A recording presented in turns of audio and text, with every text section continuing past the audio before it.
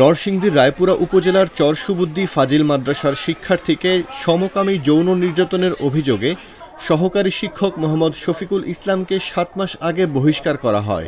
দীর্ঘ ৭ মাস পর সেই শিক্ষক প্রতিষ্ঠানে ফিরে এসে পুনরায় ক্লাস নিলে ক্ষুব্ধ হয়ে ওঠেন প্রতিষ্ঠানটির শিক্ষার্থীরা।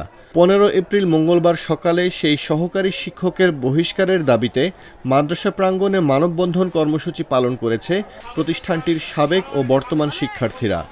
উনি বিগত কয়েকবার এই মাদ্রাসায় বিভিন্ন ছাত্রদের সাথে বিভিন্ন সময় বিভিন্ন কুকর্মে ধরা পড়েছে এবং ছাত্ররা তাকে প্রমাণ সহকারে এই কমিটির কাছে তাকে হস্তান্তর করেছিল।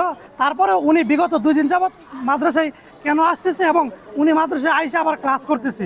এলাকাবাসী সহ আমরা প্রাক্তন ছাত্র যারা আছে এবং বর্তমান ছাত্র যারা আছে তারা অনেকবার এই বিষয়টা অফিসে জানায়। অফিসে জানানোর পরও তারা তাকে আমরা ছাত্ররা বাদে অফিসের বা মাদ্রাসার কমিটির কোনো লোক তাকে বিচার করে নাই। এ বিষয়ে জানতে অভিযুক্ত সহকারী শিক্ষক শফিকুল ইসলামের মুঠোফোনে একাধিকবার চেষ্টা করেও তার সঙ্গে যোগাযোগ করা সম্ভব হয়নি। এদিকে অভিযুক্ত সহকারী শিক্ষক কী করে পুনরায় প্রতিষ্ঠানে ক্লাস নেয় জানতে চাইলে পরিষ্কার কোনো উত্তর দেননি মাদ্রাসার অধ্যক্ষ। পদত্যাগ করছিল মাধ্যমিক শিক্ষা অফিসার দূর করে আমাদেরকে সুপারিশ করতে ডিসির মাধ্যমে 2-3 দিন মাদ্রাসা আসার সুযোগ দেওয়া হোক।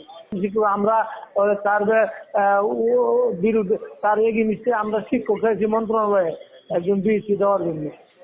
এ বিষয়ে উপজেলা মাধ্যমিক শিক্ষা কর্মকর্তা মোহাম্মদ সামালগীর আলম বলেন, আমি তাদেরকে কথা দিচ্ছি যে কালকে বা পরশুর মধ্যে ওইখানে সরজমিনে গিয়ে বিষয়টা আমি দেখব যে জনের বিরুদ্ধে অভিযোগ আনা হয়েছে। এটা আসলে বিষয়টা এখন বর্তমানে আমাদের এডিসি শিক্ষা মহোদয়ের নির্দেশনা কর্মে তদন্তের আছে। তো আমরা যত শীঘ্রই আমরা একটা তদন্ত প্রতিবেদন কর্তৃপক্ষ দাখিল করব এবং এই বিষয়টা আপনাদেরকে অবহিত করব এবং এই বিষয়টা নিয়ে যাতে আসলে প্রতিষ্ঠানের ক্ষতির সম্মুখীন না হয় বা শিক্ষক যাতে পুনরায় প্রতিষ্ঠানে না আসে আমি আপনাদেরকে আশ্বস্ত করতেছি।